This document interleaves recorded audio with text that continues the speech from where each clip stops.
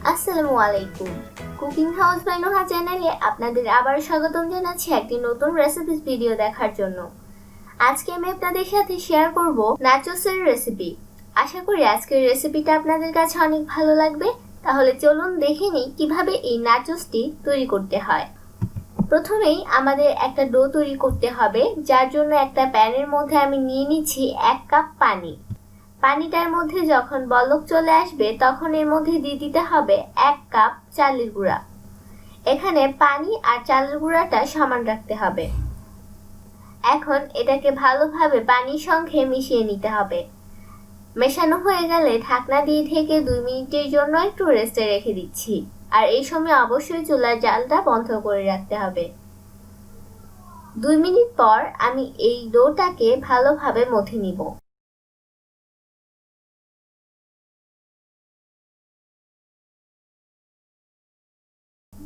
আমি ভালোভাবে মথে নিয়েছি।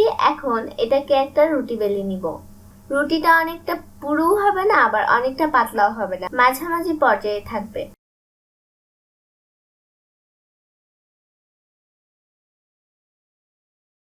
রুটিটাকে আমি বেলে নিয়েছি।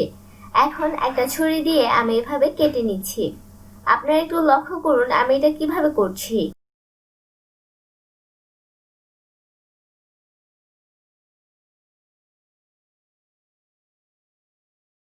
এখন আমি রুটিটাকে ট্রায়াঙ্গেল শেপ করে কেটে নিচ্ছি। ছুরি দিয়ে যদি কাটতে অসুবিধা হয় তাহলে ছুরির মধ্যে অল্প একটু চালের গুঁড়া লাগিয়ে নেবেন, তাহলে দেখবেন সহজেই কেটে যাচ্ছে।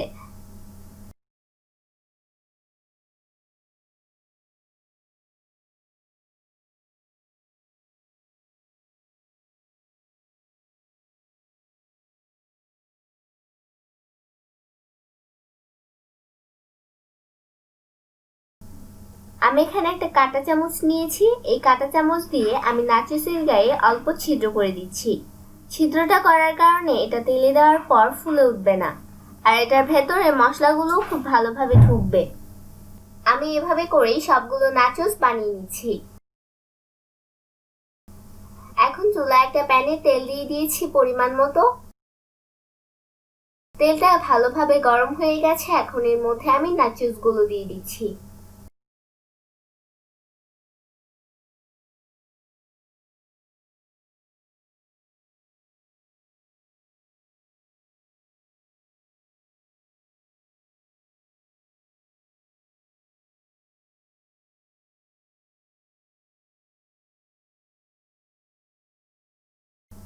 এভাবে করে আমি সবগুলো নাচোসকে ভেজে নিচ্ছি। আর এদিকে আমি একটা বাটির মধ্যে নিয়ে নিচ্ছি লবণ আর নিয়ে নিচ্ছি মরিচের গুঁড়া। এখন এর মধ্যে আমি কয়েকটা নাচোস দিয়ে দিচ্ছি।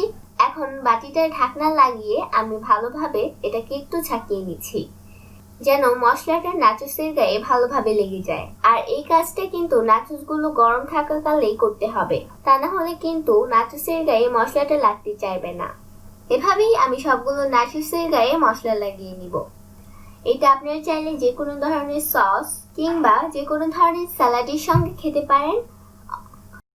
আর এটা এমনি এমনি খেতেও কিন্তু অনেক মজার। আশা করি আজকের রেসিপিটা আপনাদের কাছে ভালো লেগেছে। আর আপনারা অবশ্যই এটা ট্রাই করবেন এবং আমাকে কমেন্ট করে জানাবেন আপনাদের কাছে কেমন লেগেছে।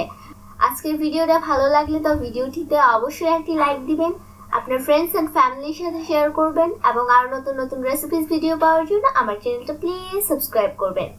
আজকের ভিডিওটা ছিল এই পর্যন্তই। আল্লাহ হাফেজ।